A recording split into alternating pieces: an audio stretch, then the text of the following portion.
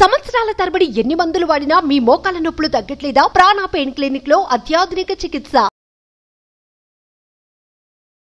నమస్తే రామ్ సార్. నమస్తే అండి. ఆడపిల్లలకి చాలా గోల్స్ ఉంటాయి. ఒక్కొక్క రంగంలో రాణించాలి అనుకుంటూ ఉంటారు. లేచినప్పటి నుంచి మనం ఏ న్యూస్ పేపర్ చూసినా, ఏ న్యూస్ ఛానల్ చూసినా, మొబైల్ పట్టుకుని ఏ సోషల్ మీడియా ప్లాట్ఫామ్కి వెళ్ళి మనం క్లిక్ చేసినా ఆడపిల్ల సక్సెస్ స్టోరీ ఎక్కడొక్కడ కనిపిస్తూనే ఉంటుంటుంది. అవి చూసిన ప్రతిసారి ఇన్స్పైర్ అవుతూనే ఉంటుంటాము. బట్ ఒక్కొక్కరికి ఒక్కొక్క ఏరియాలో యాంగ్జైటీ కనిపిస్తూ ఉంటుంది. నేను మ్యారేజెస్ వాళ్ళకి సంబంధించి తర్వాత తీసుకుంటాను. దానికన్నా ముందు స్టూడెంట్ కనుక తీసుకుంటే చాలామంది కాంపిటేటివ్ ఎగ్జామ్స్కి ప్రిపేర్ అవుతూ ఉంటుంటారు. గవర్నమెంట్ జాబ్ అనేది వాళ్ళకి చాలా ఇంపార్టెంట్ అండ్ వాళ్ళ గోల్ అయి ఉండొచ్చు. బట్ ఎందుకు ఎగ్జామ్స్ అనగానే యాంగ్జైటీ ఉంటుంటుంది. అప్పటిదాకా చాలా బాగా ప్రిపేర్ అవుతుంటుంటారు. ఇంకొక 1 డేలోనూ 2 డేస్లోనూ ఎగ్జామ్ ఉన్నప్పుడు కొంతమందికి ఫీవర్ అటాక్ అవుతూ ఉంటుంది, కొంతమందికి యాంగ్జైటీ టెన్షన్ వస్తూ ఉంటుంది, కొంతమందికి ఎగ్జామ్ హాల్కి వెళ్ళిన తర్వాత చెమటలు స్వెట్ వస్తూ ఉంటుంది, కొంతమంది మర్చిపోతూ ఉంటుంటారు. ఇలా రకరకాల కారణాలు వాళ్ళని వెంటాడుతూ ఉంటుంటాయి. విజువలైజేషన్ 2.0లో దీనికి సొల్యూషన్ మనం ఏ విధంగా చూపిస్తాము అంటారు? ఆడపిల్లల వైపు నుంచి మాత్రమే నేను అడుగుతున్నాను సార్. వాళ్ళలో కాన్ఫిడెన్స్ని ఎలా బిల్డ్ చేయొచ్చు మనం? ఉషా గారు, మీరు తెలిసి అడిగారో తెలియక అడిగారు, కానీ నిజంగా ఆడపిల్లల కోసమే విజువలైజేషన్ చేయాల్సిన అవసరం ఉంది. ఎందుకంటే ఇంతకుముందు మనం ప్రతిసారి విజువలైజేషన్ ఇన్ జనరల్ చేస్తాం, కానీ అమ్మాయిలు చాలామంది నేను చూశాను. అమ్మాయిలు జాబ్ చేసే అమ్మాయిలు తల్లిదండ్రుల గురించి బాగా కేర్ తీసుకుంటారు. అసలు అబ్బాయిలు తీసుకుంటారో లేదో తెలియదు, కానీ తీసుకోరని చెప్పను, కానీ అమ్మాయిలు మాత్రం ఖచ్చితంగా తల్లిదండ్రుల గురించి బాధ్యత ఎక్కువ తీసుకుంటారు. ముఖ్యంగా జాబ్ చేస్తూ ఉంటే సంపాదించే పొజిషన్లో ఉంటే. అయితే అలాంటి వాళ్ళు చాలామంది, ఇంకా నేను ఎందుకు అన్నానంటే తెలిసో తెలియకో అని, మన ప్రోగ్రాంలో విజువలైజేషన్ ప్రోగ్రాంలో ప్రతి బ్యాచ్లో చాలామంది ఆడవాళ్ళు, ముఖ్యంగా అమ్మాయిలు, కాంపిటేటివ్ ఎగ్జామ్ రాసేవాళ్ళు, గవర్నమెంట్ జాబ్ కోసం ప్రయత్నించే వాళ్ళే ఎక్కువ జాయిన్ అవుతారు. ఓకే, నాకు ఐడియా లేదు సార్. అవును, చాలామంది పర్సంటేజ్ ఉమెన్స్ ఎక్కువ ఉందని తెలుసు, కానీ ఇదని తెలియదు. అవును, వాళ్ళు అంటే డబ్బులు సంపాదించడానికి ఒక మంచి మార్గాన్ని ఎన్నుకొని ఈ మార్గం ద్వారా సంపాదించాలి, అయితే ఈ మార్గాన్ని ఎలా సాధించాలి అని విజువలైజేషన్లో జాయిన్ అవుతారు. నిజమే, మీరు అన్నట్లు ఆందోళన ఉంటుంది, చాలా టెన్షన్ ఉంటుంది. కాంపిటీషన్ గుర్తొస్తే మనకున్న టాలెంట్, మనం ఉన్న స్కిల్ని కూడా మనం మర్చిపోతాం. అయితే విజువలైజేషన్ అనేది ఎగ్జామ్ ఫియర్ పోగొట్టడం, విజువలైజేషన్ ద్వారా వాళ్ళ గవర్నమెంట్ జాబ్ను సాధించినట్లు భావించడం, ఇవన్నీ ఒక ప్రాసెస్. మనం పర్సనల్ కోచింగ్ ఇస్తున్న వాళ్ళకు కూడా చాలామందికి నేను ఈ కోచింగ్ ఇవ్వడం జరిగింది. సో ఎలా వాళ్ళు భయం నుంచి బయటపడ్డారు, పబ్లిక్ స్పీకింగ్ నుంచి బయటపడ్డారు, ఎగ్జామ్ అంటే ఏమాత్రం భయపడకుండా. ఎప్పుడైనా చూడండి, ఎప్పుడు ఆందోళన పడతారో మీకు గుర్తున్నా కూడా మర్చిపోతారు. అది ఇంటర్వ్యూ కానీ ఎగ్జామ్ కానీ అదే జరుగుతూ ఉంటుంది సార్. ఎప్పుడైతే ఆ యాంగ్జైటీ, ఆ భయం వస్తూ ఉంటుందో, అసలు అప్పటిదాకా చదివి అంత బాగా పర్ఫామ్ చేసిన మేము సడన్గా హాల్కి వెళ్ళినప్పుడు, లేదంటే ఇంటర్వ్యూ టైంలోనో ఏదో తెలియకుండా వెనక్కి లాగుతూ ఉంటుంది. షగర్, మీరు ఎప్పుడైనా చిన్నప్పుడు ఎగ్జామ్ రాసినప్పుడు తొందరగా అన్నీ రాసి పేపర్ వెనక్కి ఇచ్చిన సందర్భాలు ఉన్నాయా?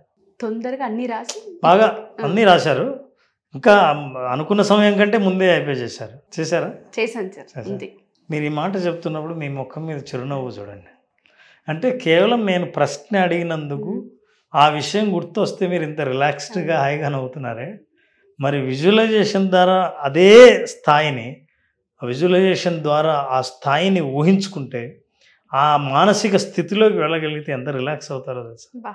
అలాంటి రిలాక్సేషన్ స్థాయిని అలవాటుగా చేసుకుంటే ఎగ్జామ్ కానీ ఇంటర్వ్యూ కానీ ఏదైనా ఒక ఆందోళన కలిగించే విషయం, పబ్లిక్ స్పీకింగ్ ఇట్లాంటివి ఏమైనా ఇంటర్వ్యూ అటెండ్ అయ్యేటప్పుడు భయం లేకుండా ఎలా ఎదుర్కోవచ్చు అన్నది విజువలైజేషన్ ద్వారా ముందు నేర్చుకోవచ్చు.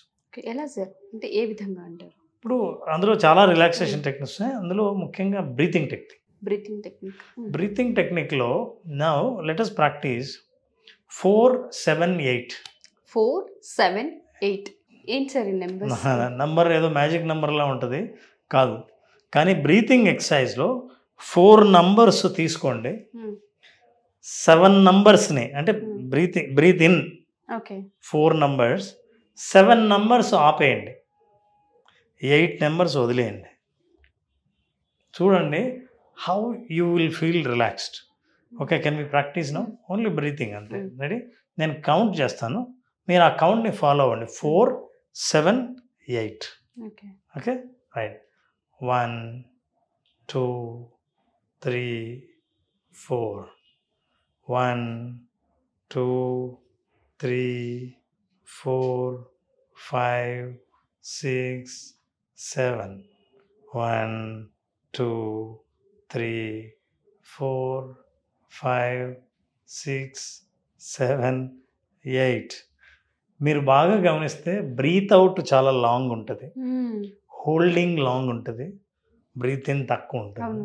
మీరు బయటికి పంపించేటప్పుడు మీ స్ట్రెస్ని కానీ, మీరు బ్రీత్ అవుట్ చేస్తున్నప్పుడు మీ కార్బన్ డైఆక్సైడ్ మీరు బయటకు ఎప్పుడైతే పంపించేస్తుంటారో, మళ్ళీ మరి తీసుకున్నప్పుడు 4 ఎప్పుడైతే తీసుకుంటారో ఆక్సిజన్ లోపలికి చాలా డీప్గా వెళ్తుంది.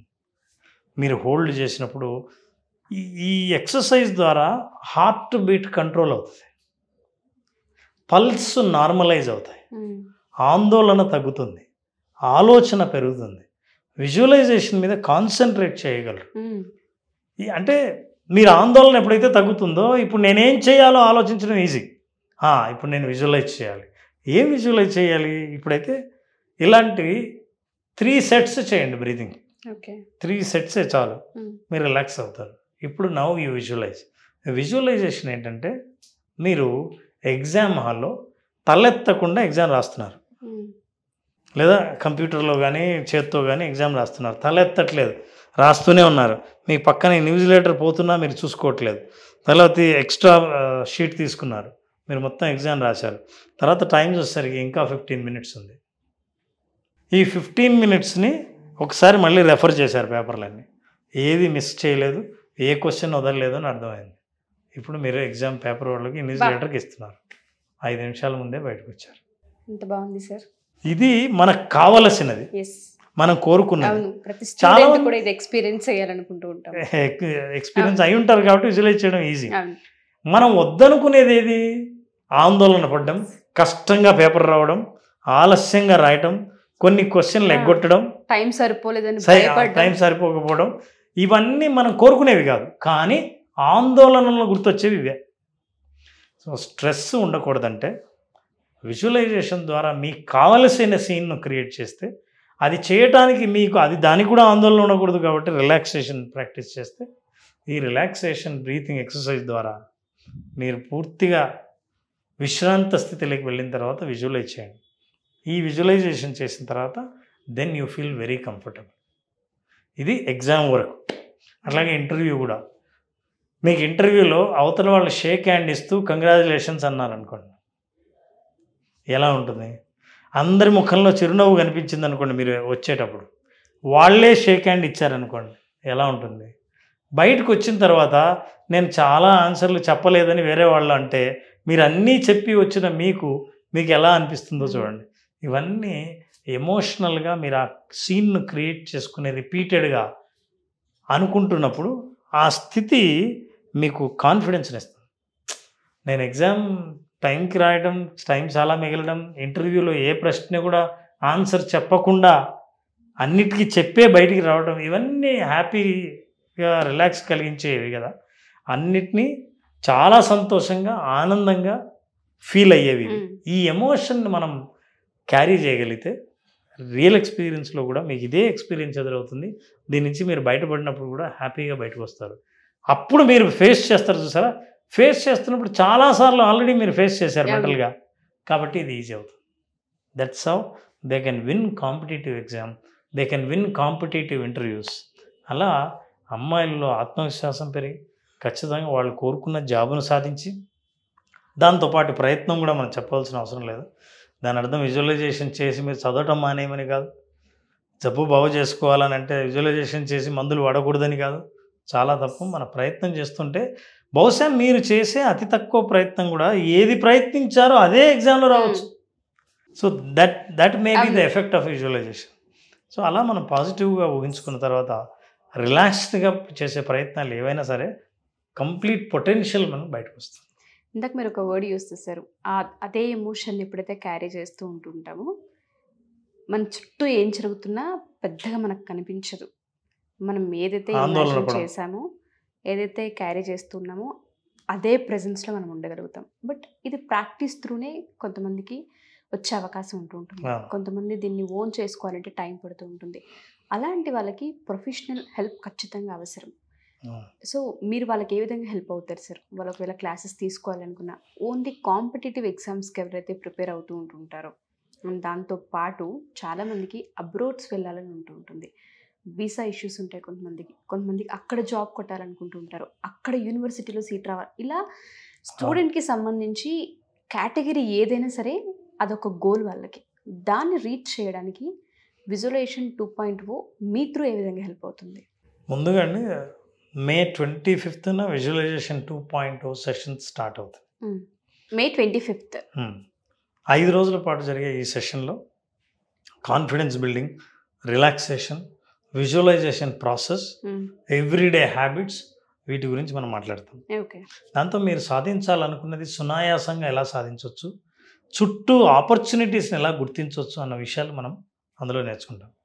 ఇది కాకుండా ప్రత్యేకంగా ఎవరికైనా వ్యక్తిగతంగా కొన్ని అవసరాలు ఉంటే, గవర్నమెంట్ జాబ్ పలానా జాబే కొట్టేయాలి, ఈ టైం లోపలనే మనం సాధించాలి అని ఏదైనా ఉంటే దానికి స్పెసిఫిక్గా they can take personal coaching for that. ఈ పర్సనల్ కోచింగ్లో వాళ్ళకే కస్టమైజ్ చేసి విజువలైజేషన్ ఎలా చేసుకోవాలో వాళ్ళకి చెప్పడం జరుగుతుంది. ఓకే.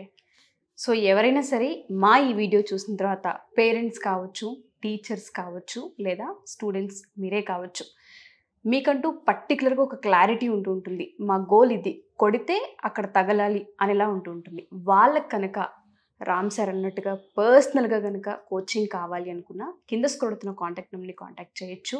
లేదా ఫస్ట్ విజువలైజేషన్ ఏ విధంగా ఉంటుంది ఎక్స్పీరియన్స్ మీరు కనుక చేయాలి అనుకుంటే విజువలైజేషన్ 2.0 మే 25th నుంచి స్టార్ట్ అవబోతుంది. స్టూడెంట్స్ ఎవరైనా సరే ఈ ఆపర్చునిటీని ఖచ్చితంగా యూటిలైజ్ చేసుకోండి.